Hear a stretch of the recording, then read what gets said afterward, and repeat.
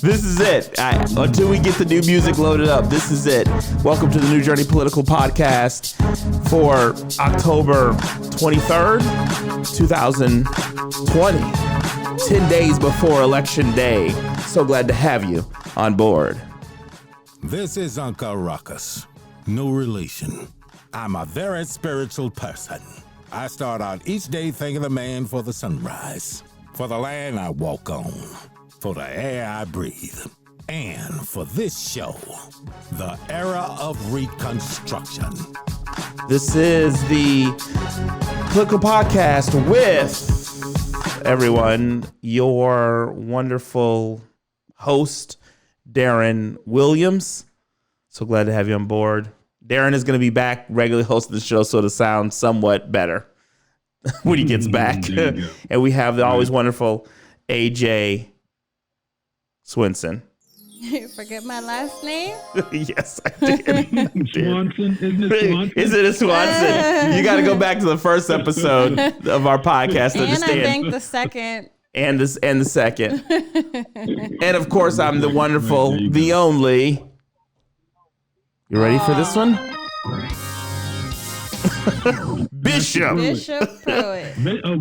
Bishop. It's only on Friday. Yes, this is our special Friday service. Although we got to really make Friday. Yeah, Black Church Friday. That's right, Black Church Friday. Take them to church, Bishop. You know what? Actually, Bishop, I'll tell you what we need to start doing is that on Fridays, if this is going to be Black Church Friday, the majority of our issues or the topics we talk about has to be focused on Black people.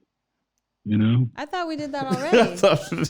Yeah, because we happen to be Americans. You know, we could have maybe we could have a little religious angle on Friday. Yeah. Did you guys know that Bishop really was a pastor? I was a minister. He was a minister of God. He was a watchman. A watchman. He was on the high tower. Yes. Down in the yes, alarm. sir. They're coming. I got to put some more of the different sounds on here so we have the different sounds. Anyway, just a quick update for New Journey. We've got amazing ads out there. We've got a brand new ad that's coming to defend ourselves and attack a corporation, which we'll talk about that, Darren. I want to talk about that Expensify BS. Mm-hmm. Also, we had most recently we had our it's not the first, but our semi-viral ad, Eat in Peace. A semi-viral ad we'll mention. If you haven't seen that, I mean, we barely shared it. And it just went crazy. It went crazy until YouTube decided it was too viral and they put a hold on it. I think they ended up lifting the restrictions off of that one, but they still kept it on the BLM ad. Anyway, we're doing a great job here at New Journey PAC. It's been a power-packed week. So will next week. We have a fundraiser on Saturday on election night party. AJ Swinson keeps calling it Watch Night. So if you grow up in the church... Right. Well, yeah, Darren knows if you grow up in the church, Watch Night is done on the day before New Year. So instead of going out to party, you went to church and did Watch Night. Right. And it's an old tradition, goes back, I don't know, probably to slave times or something. But anyway, so we call it Watch Night here. We're a little churchy sometimes. We're a little, we have some people here that are more on the atheist side. So it's sort of funny because they don't know anything about those traditions. And probably most of you don't either, to be truthful with you. But if you do, write in, tell me you're wrong. Or tell me I'm wrong. So we've got that. We've got more commercials running next week. Emails going out. I'm going to turn it to Darren, but I wanted to make a comment about something and turn it over to the group. So we use a corporate card, or we did use a corporate card up until today, called Expensify. This card is a card used by tens of thousands of companies right now and has 11 million users. The CEO decided to send us a 2-page email. I believe it prints out to about 2 pages, a 12-point font, Times New Roman, so nothing eccentric. Pro-Biden email basically saying Biden is the answer to all. Democracy is going to be lost without him. And if you're voting for Trump, it's a vote against America. It's a vote against the world. It's a vote to destroy life as we know it. And by the way, this is not an exaggeration. It is the actual email that was sent. This was, I woke up at about, I woke up later this morning than I normally do, probably about 8 a.m. and said, I woke up late. Let me check my emails. I went to check my email and I was like, oh, Expensify.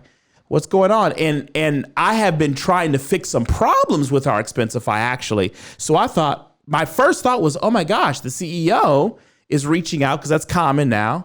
CEO will reach out and say, hey, I heard about your problems. We're working on, etc. I open this up, and all of a sudden, then I'm bombarded with pro-Biden propaganda. And then I found out it wasn't just sent to the admin of each company. He actually sent it to everybody in the individual companies that are also registered with Expensify. So Expensify is a service that they had a corporate card. So if you're traveling for the pack, or you buying food for the pack, or buying marketing materials or whatever, you swipe your corporate card, just like Amex, right? It's Expensify. It's a competitor to Amex. And you'd swipe your card, you use it. So everyone has to register their social security numbers, their bank accounts, their email addresses, and their name with the company. And they do a non-hard credit pool too, because legally they have to verify. So they have everybody's email address, and he decided to just willy-nilly use it. And we canceled the service immediately. It was all over Twitter, all over Facebook. So did most of the other Republican groups that use it. And this is just this is an example of what it's like to live under liberal rule. Your data will not be safe, Darren. No, you're absolutely right. And it's interesting because, I forwarded you that email that went out. And, and it's funny because I shot an email back to the concierge, and I said, this letter by your founder and CEO was so ridiculous and so unnecessary. And so, interestingly enough, I got a message from the concierge, and, they proceeded to apologize about it. And then they said, listen, I'm going to read what they said. This is the concierge. So the concierge is a person who could basically help you out if you're having some issues with your, taking photos of your expenses or what have you. And the concierge says, hi there, sorry for writing, and I'm sorry for the inconvenience. I can understand the frustration from receiving an email about a political campaign when you just want to get your expense reports done. And I can understand if you don't agree that the stakes are high enough to warrant the email. We're in a tricky time where there's very little sense of common truth, and it's hard to know who to believe. But we believe that democracy is more important than the individual's issue, and it is under genuine threat. I hope you're right, and Trump is not enough of a threat to have warranted this email. No matter the case, we thank you for being a customer, and we appreciate your response and your feedback. And I got more upset, and I said, you're doing this crap again. I don't believe that you're sorry. What time did you send that? I sent them the email like around 10 o'clock in the morning. Oh my gosh. They shot me back one by noon. So then, go ahead. No. So they're getting, so something must have happened. So, absolutely. So early this morning, someone said they replied, and they posted to Twitter their reply, and Expensify just basically blew them off and said, hey, democracy is under attack. We understand if you have to leave. Sorry, but thank you for your past business. And that was it. Then I sent them a reply before you did, Darren, and I got back a curt email that said, our democracy is under attack, and if you don't agree with it, that's your right, but we have a right to First Amendment. So then Darren, just about an hour after I sent mine, sent his. So they must have started bleeding some customers, because their tone with you changed. Because they even were on Business Insider and The Hill this morning trying to defend this mess. Yeah, and they're actually protocol. They're on protocol too. Oh, they are? Okay. Well, I think what this shows too is the danger of an echo chamber. I'm really grateful that I have friends who are all across the political spectrum, different religions and backgrounds, because I think it prevents you from blunders like this. When the CEO said that he started a Slack conversation. That's where this came from. Yeah. And asked his employees like, hey, what do you guys think about this? And blah, blah, blah. And people talked about it on Slack, and they talked about what they wanted to say. And they felt like, yeah, we think this warrants what we want to put out. And we feel like we have to do something.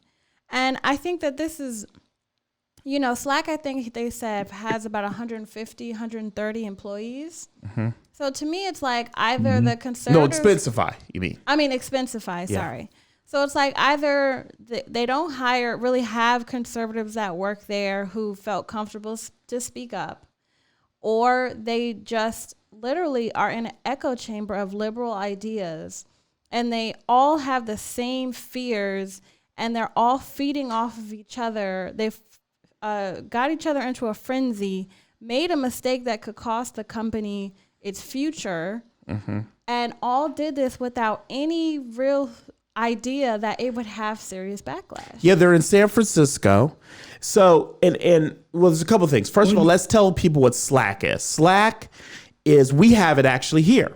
Slack is like a fancy iMessage internal to the company. It's actually a really good program. So it's where companies can internally plan out documents, have different groups. That's the best way to describe it, is an internal iMessage or text message. Remote. And so it's really good. So they also, in a lot, I think even Microsoft had Slack until they launched Microsoft Teams.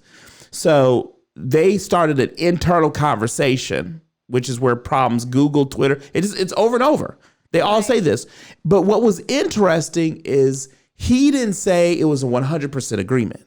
He said the vast majority of our staff. Mm-hmm. That leads me to believe that there's got to be some people that either A, did not speak up, or did speak up and say, and they could be liberal. Yeah. I had people on Twitter tell me too. Let me say, when I say people, and I won't say anybody that didn't do it publicly. They did it privately. So I won't say. I had two separate individuals who said, I guess Embry is one of them because they did it publicly. Mm-hmm. Is it called Embry? Embers, EMBRSE. They contacted me. Their executive vice president contacted me, and he did this on Twitter, so I'll say this. And he basically said, hey, listen, look at my feed, look at my stuff. You can tell I'm not a fan of Trump. But I will not abuse your data. We will not abuse your email. You are coming to us for business, not to be told how to vote. Right. And that was from a liberal who hates Trump. It would have been one thing if the CEO made the post from himself and sent it to his friends and to the media. Yeah. But him using Expensify as the platform to bolster the voice of what he wrote, that's what was inappropriate. Well, I think it's the private use of data. Even if he had, because on his site he had a Black Lives Matter, you knew where they stand. Well, yeah. I mean, you knew this was coming. I mean, listen, I think it was a snowball effect. Like you said, Black Lives Matter is advertised on all of these platforms that you have, and so you know that this is. But I think that this came about because of that debate. The debate was so brutal for Joe Biden that basically, I guess he grounded up a couple of people and said, we're going to write an email tonight, and we're going to spend the whole time trying to figure out how we can try to convince people to vote for Joe Biden, even though he looked like an idiot last night. And I think all this was predicated off of that debate. Because he was horrible. I sort of agree with you, except for the fact that he said we had been talking about it for a couple of days. So, but remember, he said in this company he'd been talking about it a couple of days on Slack. Actually, that's not true. He said we've had Slack conversation. He didn't give a timeline. So you're actually probably right about that, Darren. You're actually probably right. But the echo chamber, the misunderstanding of your users base. But more importantly than this, I can handle, it pisses me off, this crap on Airbnb's website, Black Lives Matter, DocuSign, almost every function we used, right? And I just made a decision as a CEO here. I said, okay, you know what? I'll take it like a yard sign, right? Our landlord, for example, happens to be a Trump supporter. So he has, and not everybody in this building, believe you me, most of these people are not Trump people, but he puts in his yard Trump signs. So I thought about it like this. I said, you know what? You have a website, back to my digital real estate analogy. You have a yard, you wouldn't put a Trump sign out? Okay. You want to put a buying sign out? I hate it, but okay. You're just putting it on yourself. But the second you take my private data and my employees' private data, which I've given to you for business purposes, and you use that to drive a political message, that is extraordinarily problematic. If I had a rescue dog and rescue facilities, and I took out 10 million emails and said, "Oh, these rescue dogs need help. Better yet, children. These children really need help. They really need this. They really need that. We're emailing you 10 million people to do it." People would say, "Wait a second." They'd say the same thing. "I'm not here to be solicited to. I'm here. This is for business communication." And so, and by the way, it was also jarring because when you see an email from Expensify, you always open it because it's important. It has to do with your expenses. You have reports to reconcile. You have things. So when you see Expensify, let alone the CEO's name like me, you open it. So this was just a massive. It was a massive failure. It was a massive data breach. That's what I'm calling it, a data breach. I'm actually going to publish a little thing about it later on. We're working on something now about it later on. We're working on a commercial for it, and we've contacted our lawyer. I know the lawyer for the Iowa Republican National Committee filed a grievance. I'm going to be filing complaints with the FTC, the FCC, and the FEC because he gave an undisclosed contribution to the Joe Biden campaign. Yeah, that's what he did. Yeah. 10 million people got an email in which he probably got like a 90% open rate because everybody opens their Expensify emails. You know, this is what we as conservatives, let's just put it at the table. We got to stop being lazy asses, and we're going to have to research our companies, come up. I just don't have the manpower to do it. But don't let a donor come in here and give me $500,000 because I will hire somebody specifically to take this cause up. To take up the cause, if you're listening to this donor and you got $500,000, I'm serious, to take up the cause to just begin to chase down companies that push their ideology down their customer's throat and just begin to offer up an alternative, Darren. Right. And, you know, I think this goes back to what I was saying earlier some time ago, and I was saying how when you look at these platforms, and not just, you know, Expensify or Facebook or Twitter, but when you look at these platforms, they're great ideas. I go back to the police department. You know, the fraternal order is a great concept. It's a great idea. The unfortunate thing is the administration. And when you have people that have been indoctrinated for years, you know, whether K through 12, then they go into higher education, they're indoctrinated there, and then they go out and they develop a company or whatever the case might be. They're first their indoctrination, and then they are the company. You know, you hear people say, "Oh, well, I'm a liberal first, and then I'm a lawyer." And so what we're having or what we're experiencing is the fruits of those indoctrinations. So you look at all these young guys who've created Facebook, who have created Twitter, who have created, you know, Google, who have, you know, Expensify. They have all been indoctrinated. So it's a situation where because you've taught them since they've been a little kid, it's only natural that they have this stuff that comes out. They cannot differentiate between their personal life and business. They believe that both of them are intertwined. And of course, you know, you remember when what was it?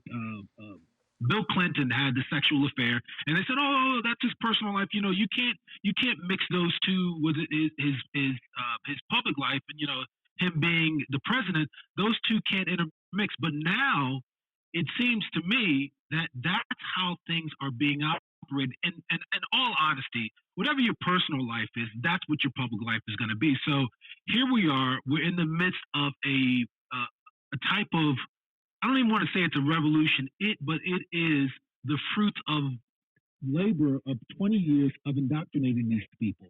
And so what you're going to find is that more and more of these companies are going to be choosing a side, and wherever they've been, whatever they've learned throughout their upbringing, throughout their education, that's what's going to come out. And that's what liberals do. What we do as conservatives, we separate the two. And you talked about that, Audrey. You said, okay, do we need to start being political when we have a Supreme Court justice? And and I thought about that, and I'm like, to some extent, you're right about it. You're absolutely right. Because what is the O'Sullivan law? The O'Sullivan law is that if a company is not expressly conservative, eventually it will turn liberal. Yes. Oh wow. Yeah, I forgot about that. And now it's almost like companies are now, they don't even want conservatives. George's which George's last name? I never remember George's last name.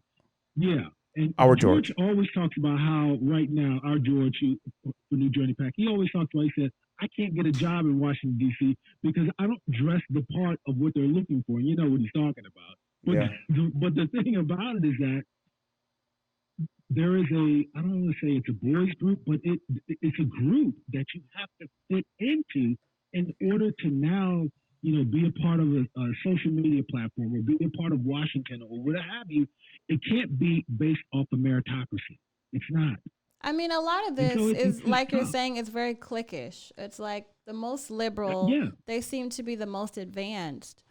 And when we talk about this echo chamber, I mean, I was just reading and I tweeted this from the Federalist, how groups are already planning their marches and riots if President Trump is reelected. One, shut down DC. They're having a celebration of resistance downtown, November 4th through 7th. They said they're going to respond to the coup attempt and mobilize. And they're planning all this. November 8th through 11th, no more business as usual. The lame duck Congress is planning to try and return the week of November 8th. I mean, they have like a whole list of this date we're going to do this, this date we're going to do this. And how they're basically going to obstruct DC, cause chaos, cause riots. And they're going to call it a coup. So they're going to say, it doesn't matter what the results of the election are. We believe that this is Trump's fault if he wins. He did something dirty. And so we have to stop him. And the only way that we can do that is by us descending upon Washington, D.C. in an angry mob. I mean, they call themselves Shut Down D.C. I'm sure this isn't just going to be some all-American peaceful protesting. So it's like, it's this echo chamber where it's like, does anyone ever stop you and say, hey, even if Trump wins, we're going to be okay? Like, democracy isn't going to end. Which is crazy because democracy didn't end in 4 years. We're not all going to blow up. We're not going to, Trump's not going to turn into Hitler. He's not going to demand another 4 years. And in fact, statistically, there'll be less black people shot because more black people were shot under the Obama administration the first 4 years than shot during the 3.5 years of Trump. But it just makes you think. Yeah. It's like, why do you really think? Like, do you really think things are that bad? Is there no one in your life that can just like sit you down and say like, hey, hon, I'm a little concerned. You've been wearing that pussy hat since 2016. No, Pusai. You've been wearing that since then. We're really concerned. We really want you to come back to the real world and just like, woosah. No, because like you just said, they're in an echo chamber. Listen, it's funny because I was having a conversation with someone, just a blatant liberal, and we were just out having lunch and just kind of conversation. They said, I'm surprised that you're sitting down and talking to me. I said, why is that? They're like, well, you're a conservative and I'm a liberal. I said, that's the way you think. But we're both human beings. We both do have similar interests. And I said, I don't focus on those things which we have differences in. I just don't bring them up. But I said, I can still enjoy your company and your conversation. But I said, that's where the problem lies with you liberals, is that if you don't get your way, if someone doesn't think like you, talk like you, someone is not monolithic like you, then you don't want to be around them. And I said, you basically have cut off half of the possible relationship that you could have with some good people that can truly help you with things that are outside of politics. Yeah, they kind of thought for themselves, they said, yeah, maybe you're right. Well, the point of this is also your story also echoes for me projection. Right. Everything the liberals think, everything they do, they think we do. So because they're hate and full of venom, they assume we're hate and full of venom. Because they don't want to talk and associate with us, they assume we won't talk and associate with them. Yeah. It's all projection. And if you look at this Russia stuff, for example, it turns out they're full of Russia stuff, China stuff. Rather, Biden was really involved with Hunter and Tony Babaluski and all that kind of stuff. Who knows? All we know is that there's a cloud surrounding them. Right. But the crowd is surrounding us. And that Obama's history in those areas is a weak. Yeah. Yeah. And then emphasis on the weak. And get this. And then the next thing is, like, they did it last night. Biden says to Trump, you're about Wall Street. You're about Wall Street. You're about Wall Street. And Trump says, wait a second. No, you're about Wall Street. Look at your donors. Look at your fundraisers. By the way, he's raised $761 million. $761 million, of which how much is Wall Street money? He was like, he shot back, my average is $263 per donation. I'm like, that's got to be some fast and loose math right there. That's well, it's China. Interesting you said. It's China. Interesting you mentioned. China has 1 billion folks. Wall Street was the only thing that was really going up during the Obama administration. Now, of course, he had the quantitative easing. I think they were in the fourth round of that, with the Federal Reserve. But Wall Street was the only thing that was really booming. I mean, he was feeding the money constantly, printing the money out and then dumping it in to the stock market. Say, no, everything is fine. It's perfectly good. We're good. As pastor, I should get ready for my cue. As pastor, Frank Ray would say, do you have a minute to walk? Let me take you through it. Jamie Dimon, CEO of Chase Bank, supports the Democrats. Right. Blankensfield, is that his name, of Goldman, supports the Democrats. Yeah. Right? TD Bank. Yeah, the Toronto Dominant Bank, I think it's called. Democrat supporter. El Sol Bank, Democrat supporter. Bill Gates, Democrat supporter. Warren Buffett, Wall Street guy, Democrat supporter. Oprah Winfrey, well, she's not really Wall Street, so I'll stay away from her. Time and time and again, you'll find Silverstein, Democrat supporter. Time and time and again, you'll find these Wall Street cats support Biden, and they supported Obama the second time, and they supported Obama the first time, and they supported Clinton before that. Yeah. Time and time again. So this notion that Republicans are about Wall Street, what are you talking about, man? Right. We're about Wall Street. And it was so funny because Biden kept saying, the stock market, the stock market, the stock market. And Trump said, 401ks that keep people's pensions going. 401ks that get you retirement money. Does he understand? Has he ever had to manage a 401k? No. He doesn't have to. His Chinese people manage it for him. He literally has as much real world experience as Emmanuel does. He's probably never bought his own healthcare. Okay, Emmanuel, your mic. 401k. I put Emmanuel's mic on because now you attacked him. I tried not to attack him. Now I'm not attacking Emmanuel. He's young. I'm saying this 77-year-old man has probably done as much for his future and himself as Emmanuel has as 24. Jeez. I invest in my 401k. It's a 4% increase. Oh, yeah, okay. So he's at $104.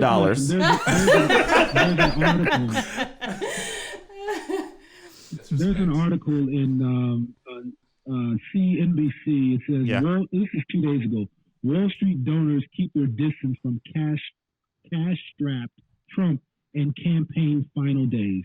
Conservatives on Wall Street and in the broader financial community apparently no longer consider President Trump a worthy investment.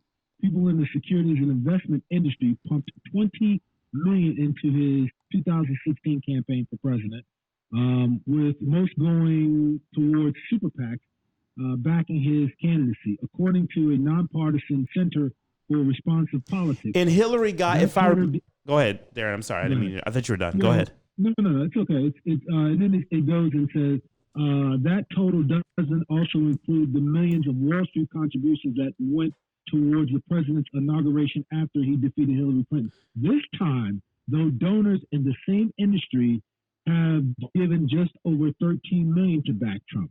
It does look like he'll make up the difference in the campaign final stretch, according to the GOP strategists. Meanwhile, many of the people who donated in his inaugural committee have disappeared from the fundraising thing. So, to some degree, you're right. You're absolutely well.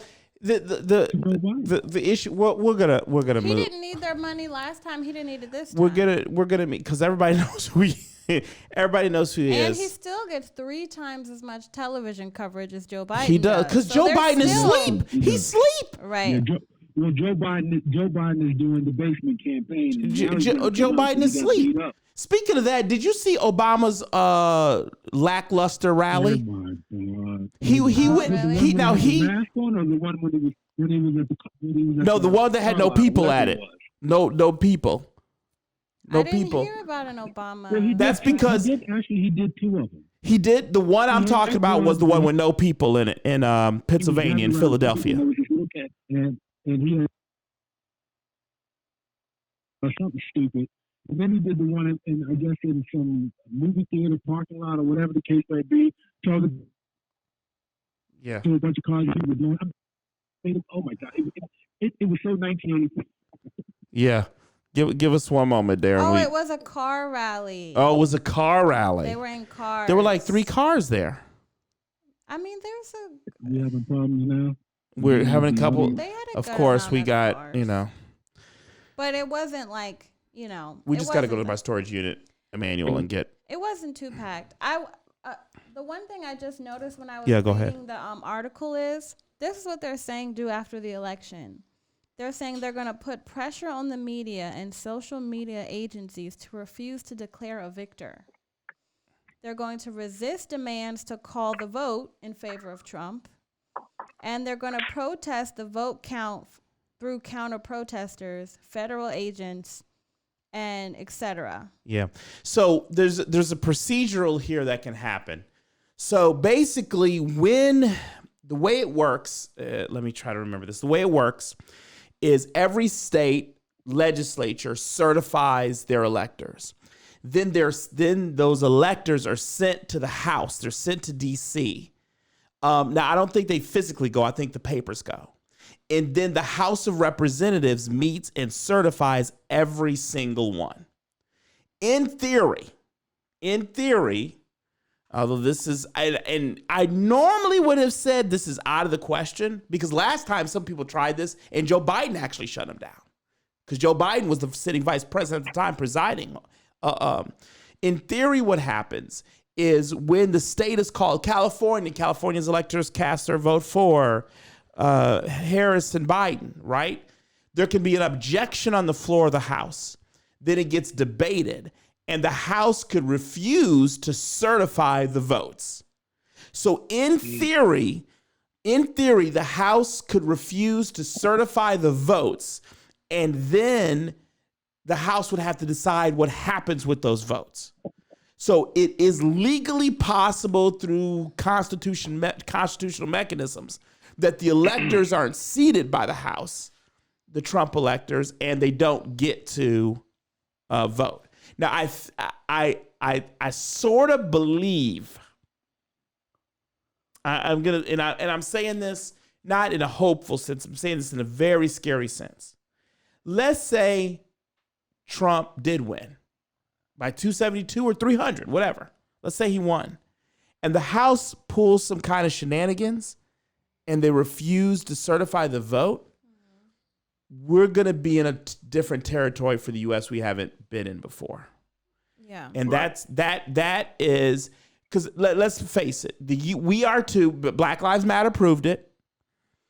We're not really wanting to go out. We're too comfortable. We're nice. We enjoy our lives, both Republicans and Democrats. And although Black Lives Matter occupied TV, it was like 0.5% of 1% of 1%, right? Mm-hmm. Most of the folks were staying in their homes. Right. I think that changes if they refuse to certify votes. I think it will change too. I think, yeah. Go ahead. I think it will be the last straw. And, You're absolutely right. When you look at conservatives, we're too busy with making a life for ourselves, and we're believing, people are genuinely good. But if anything, these past 4 years should have informed us and shown us very clearly that we're dealing with a different animal here. We're dealing with people that, if they could, I believe they would kill us. I mean, I know that might sound, you're being a bit extreme, but all the stuff that they're doing. I mean, the way that they treated Trump, their anticipation of what AJ's saying about how they're planning on, shutting down Washington D.C., the rioting and the looting, even burning down black establishments. Yeah. This is all for George Floyd or Freddie Gray or whoever the heck it is, and they're burning down black establishments. These people have gone completely AWOL, and you cannot take it for granted that everything's going to be all right. Well, I think we're looking at, they're going to calm down. Like Autry said, that is a fringe element. I don't think that that the majority of Democrats or even the majority of leftists are this far left where they would consider or even participate in violence like that. But I do think that the extremists that they have on the left are far more extreme than what we've seen on the extreme right. Yeah, I'm going to say this about the left. The problem isn't the fact that the left aren't like that. The problem is that the people on the left who aren't like that, at least as shown to us by the media, so maybe there are, but they're not standing up. This was the first time, this thing with Expensify. They acquiesced to it. Yeah, this was the first time, this Expensify thing, where I actually saw liberal people who are clearly liberal, who clearly hate Trump, stand up and say, wait a second, what are you doing? And I think that's because from a business perspective, they know, listen, if it becomes with a business, all of a sudden, your data that you can be used for political engineering purposes, that's a whole new level. That's a whole new level. Imagine now, Bank of America's CEO happens to be a Republican. At least Brian, if he still is Brian, what's his face? I forgot. He used to be a Republican. Card carrying, gun toting Republican. Imagine all of a sudden now he decides, you know what? I've got 44 million emails of people here in the U.S. Right. I'm going to send out an email saying, you know what? You should be supporting Trump. And by the way, we're going to make it real easy for you. We have a little button down in the bottom of our screen. You can just donate $1 and we'll make sure to air pro-Trump messaging. I mean, this is the danger. They'd be calling for his head. They would be. And so this is the danger. And I think that's why these liberal CEOs and business owners spoke up, because they're like, because they're thinking to themselves, you're sitting back assuming that the most powerful ones are all happen to be. Let me give you a great example of someone we know is conservative, the Home Depot founders and owners that own the majority shares. We know they are conservatives. We've been in discussion with them about giving to our PAC after the election, in fact. And Bernie Marcus is the main guy's name. Imagine if he takes, which even endorsed Bank of America, the millions of email addresses and phone numbers and home numbers that he has in his system and decides to text message because he put in his username, hey, by the way, we'll send you a newsletter. Mm-hmm. Right? That's what the excuse Expensify is. Well, you said we could send you a newsletter. Okay. So what if he does that? I mean, that's just, come on. Oh, he would be hung. I think it sets the wrong precedent too, because this is kind of what happened with Black Lives Matter. And this, you could even say this is what happened with the gay marriage movement, where it got to the point where because one company put a flag in their window, or because one company put up a Black Lives Matter banner outside their bank, then it kind of became, why isn't your bank? Why isn't your bank? Yeah. Why didn't your bank? And then all of a sudden we get to the point where every bank has this, every store has this, everybody is all doing this virtue signaling thing. And haven't we noticed that that's not the direction we want to go in anymore? Yeah. And I mean, I stopped buying Kellogg's products because of what they did. Now, admittedly, they first did it for conservatives. They said no political advertising. Then they went back and said no conservative political. Then they went back and said, you know what? We don't want to do any political advertising at all on any show, any platform, Breitbart, nothing. That had a direct impact on me, by the way, but that was years ago, and I still don't buy Kellogg's products to this day. There are, I mean, I'm going to be examining after the election, taking a look at every single product that we use, that I use publicly, that we use at the PAC, and really seeing, what their stance are. Let me give you a great example. As liberal as Apple is, as liberal as Tim Cook has come out and done things and said things, right? Yeah. As liberal as that is, like, for example, the only thing that Tim Cook did, if I remember, is he put a letter up on his webpage, which was a pretty lefty letter, but he put a letter on I believe he did that during the Oberfeld decision, because Tim Cook is gay, the CEO of Apple. And he put it on his webpage. And I thought, oh, all right. Okay, you put up your webpage, I'll skip it. You're not using my stuff. You're not using it. I got to see it, but all right. Up there for a couple days, took it down. They just took it they took it too far. And you know what the thing is, though? I don't think Expensify, let's see. I don't know if they're going to really suffer or if they'll gain more users. Nike lost money, gained money, lost money again. But someone said to me they gained so much money in that first quarter after they did that thing with Colin Kaepernick that the other 2 quarters, still they made more money at the end of if you take it a year cycle. And that's what they're betting on. Now, the problem is I actually believe it hurts your brand long term. Because, like, for me, I just don't buy Nike anymore. I just don't buy Nike. Yeah, I mean, it definitely has to affect the brand if you're turning people off. There's no to me, it's like there's no reason to turn people off of your brand, Republicans buy shoes too. As an actor, they have this whole like supposed equation that determines how much you're paid per movie. And if you're associated with different political attitudes, it lowers how much you're supposedly paid per movie if you get too political. Oh, wow. So it's like, if they can prove that, that's against the law in California. Well, they have political affiliation is a protected class in California. No, I'm not saying if you're registered or whatever. I'm saying if you're a public, like Black Lives Matter or whatever person too much and it turns people off, it can lower how much people want to pay you because now you're not going to bring as many people. So I guess at the end of the day, this guy, he seemed very nonchalant, David Barrett. He's like, oh, well, if people don't like it, they'll take their money elsewhere. And this is the point that we make all the time. It's more about power than it is about money right now. Yeah. And I don't think conservatives get that idea yet.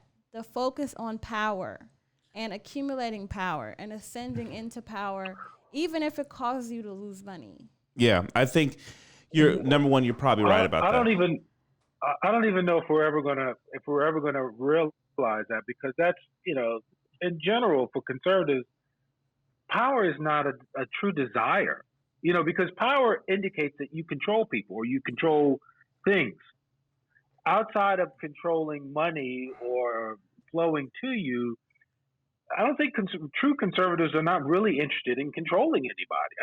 I don't ever think that that's going to be something where, we wake up and we say, you know what, we want to have some power because we want to control people and we want to tell them what to do. That is just an essential desire from liberals. It's almost embedded in them from the beginning. I was looking at this guy, David Barrett, and he's a young guy. He's very young. How old is he? Oh yeah. He graduated in 94. So he's probably he's in his mid 40s. Yeah. Yeah, because I started high school in 94. So he's in his mid 40s. Man, he wasn't born. He's like 45, so he's not that young. Yeah. That even makes it worse. I would say probably, yeah. No, it's an echo chamber. It's because he's out there on the what does Rush call it? The left coast. He's out there on the left coast among his buddies who he thinks is all conservative. Right. We have individuals in Hollywood that support this pack. And also, imagine being a conservative in this environment. This is probably what what's his name at Google was feeling, James Damore. Yeah, it's like when you're literally the majority of your company is like seeing your political affiliation as an existential threat to their lives. How are you being treated? Yeah, and the fact that this is what's crazy to me. How useless are you as a person and a human being if what somebody else is thinking is an existential threat to you? And like I said, even black folks back in the 60s said, you know what, if you want to be racist, you don't like me, fine. Just don't burn down my house. That's when we got a problem. Right. So if you want to, you can think anything. I'm walking past you. You can think I look like a monkey, a chimpanzee. I got a big ass. Whatever you want to think. My nose is too big. Whatever you eat too much watermelon, too much chicken. Whatever you want to think. Whatever you want to think. Yeah. Just don't burn down my shit. Yeah. But you know, it's like I said, it's when we talk about it's all about control. It's all about power, and so they have to control your thoughts now. They do. I mean, it's not just the fact of your actions, but they have to control your thoughts. You know, I sometimes wonder how it is to work in those environments. It's got particularly for conservatives, it's got to be the most stressful. Oh, I did. It's got to be the most stressful thing. I worked for a liberal company once in New York. I remember, and they found out I was a Republican, and they had something to say about it all the time, and things, ironically enough, didn't end up working out. They always had a problem with me. Yeah, I have a friend who's running for office conservatively, and they started slowly giving her less work, and then all of a sudden she was fired. Oh, wow. And we don't know. It's like, what happened? She's running for office and she's fired? Yeah. It's not like it was taking away from her work. I'll tell you a story, the reverse of that. My sister she's a bleeding liberal. And so she works for a law firm. Everybody in the law firm loves Trump. This is a law firm in Northern Virginia. Yeah. Now she is probably the only black lawyer in there, and she's extremely good. She's excellent.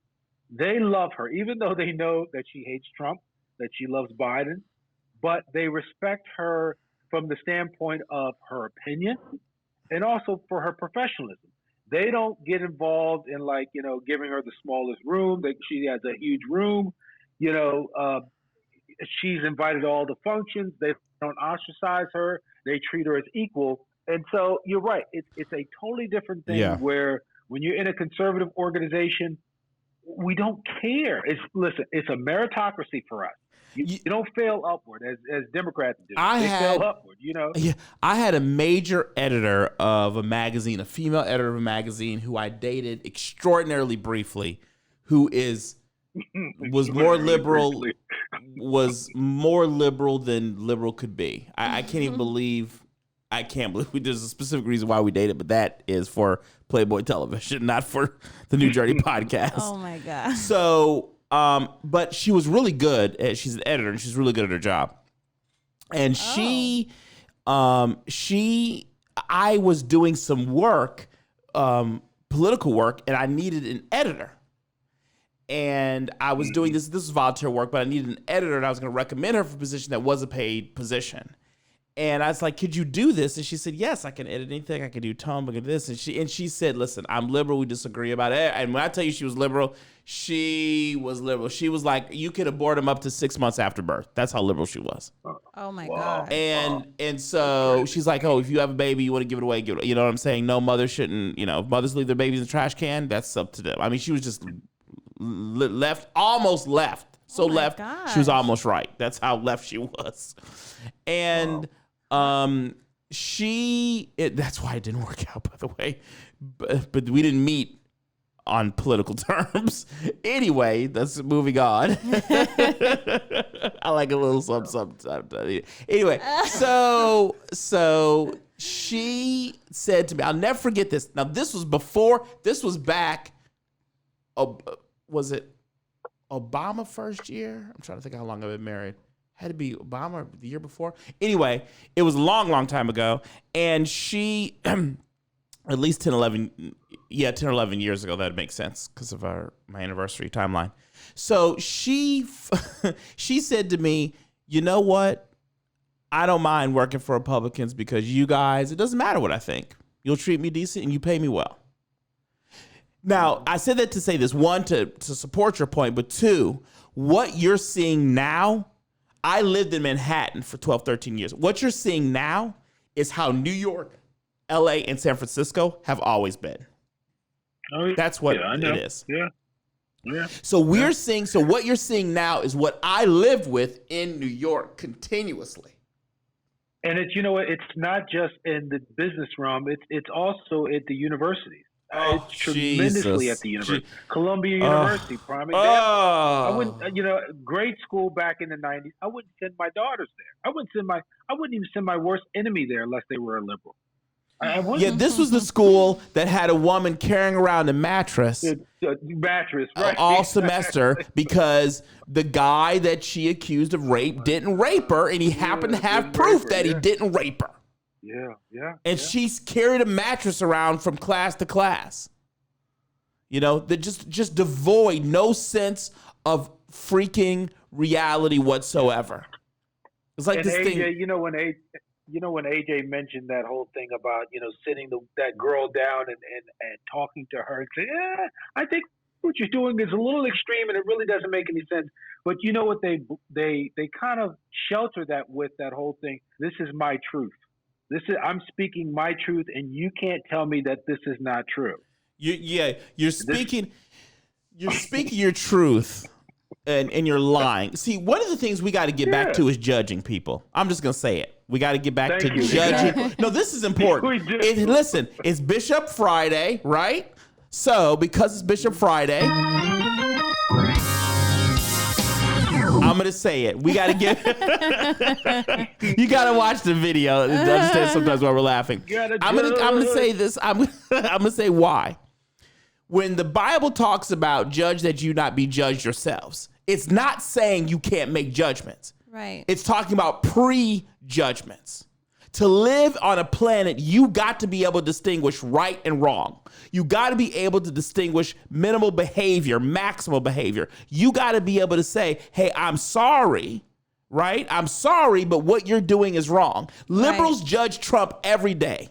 So guess what? You're about to be judged. I'm sorry. If you're running around lying on boys saying they're raping you, you got a mattress on your back, I'm going to judge you and sit your little white tail down.